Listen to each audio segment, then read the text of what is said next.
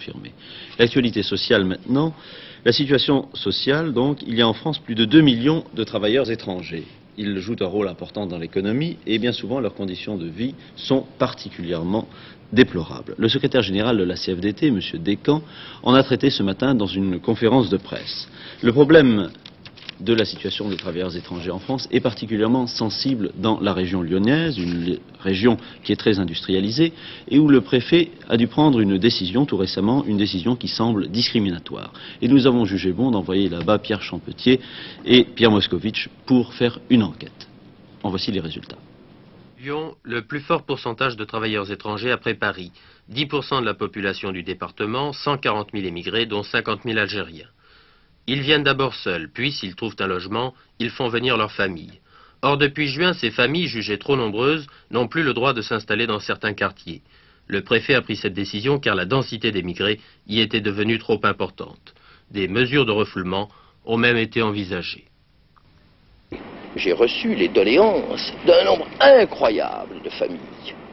Parce que dans certains quartiers de Lyon, des logeurs malhonnêtes ont provoqué une concentration d'étrangers qui fait que dans les écoles, nous avons dans certains cas 92% d'étrangers dans des écoles maternelles, au point que les maîtresses ne savent plus si elles doivent parler français ou une autre langue. Et en dehors des écoles maternelles, 70-75% d'étrangers. Ceci perturbe très gravement les habitudes d'un quartier. L'ensemble des classes avec des enfants de niveaux différents ne peut pas suivre au même rythme. Et je ne voudrais pas employer de formules hasardeuses, mais je ne veux pas de Harlem à Lyon. Et pourtant, les ghettos existent. La Régie Simon, par exemple. 340 familles algériennes, près de 2500 enfants. Pour les écoles du quartier, effectivement, un problème qui n'a pas été résolu. Ça pose le problème du bilinguisme. C'est-à-dire que lorsque les enfants arrivent, ils ont un retard en vocabulaire qui est souvent important, même s'ils sont nés en France. La seule solution semble bien les classes d'initiation attachées à ces groupes, la classe d'initiation n'étant pas séparée des autres classes. Est-ce qu'il y a un seuil, un pourcentage à ne pas dépasser? Le seuil à ne pas dépasser, c'est surtout pour les parents. J'avais 3 filles et j'ai été obligée de les retirer parce que j'ai vu que ça n'allait pas. La mentalité n'est pas la même et je me suis rendu compte qu'au point de vue du travail, ça se ressentait.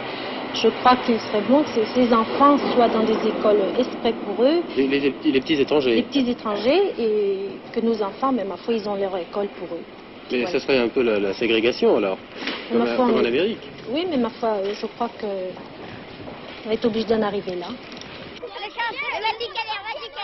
Est-ce une raison cependant pour empêcher ces travailleurs étrangers de vivre avec leurs femmes et leurs enfants? L'industrie a besoin d'eux, car bien souvent ils font les travaux que les ouvriers français ne veulent plus faire. Mais au-delà des mesures préfectorales, pour l'émigré, le principal obstacle à une vie normale, c'est l'absence de logement. Moi j'ai 9 enfants. Et ils sont où?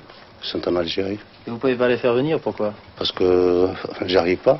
Premièrement, il faut un logement de F6 ou F7. Et puis en plus, il faut faire des démarches, Puis n'importe quel régisseur vous allez le trouver pour un logement, il vous refoule parce que je suis algérien.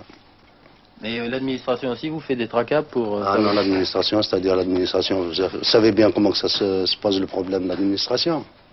Il faut faire des demandes, il faut attendre 2 ans, 3 ans, et puis les demandes, ça dépend, ils partent dans le panier ou ça dépend ce qu'ils partent.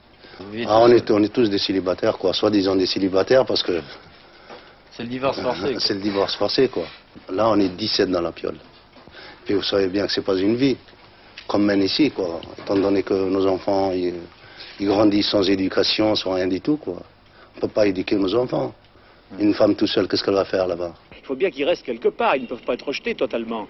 Mais il faut qu'ils aient des conditions de vie qui permettent l'acceptation pure et simple. Si au lieu d'être la majorité, ils étaient qu'une minorité, cet antagonisme disparaîtrait.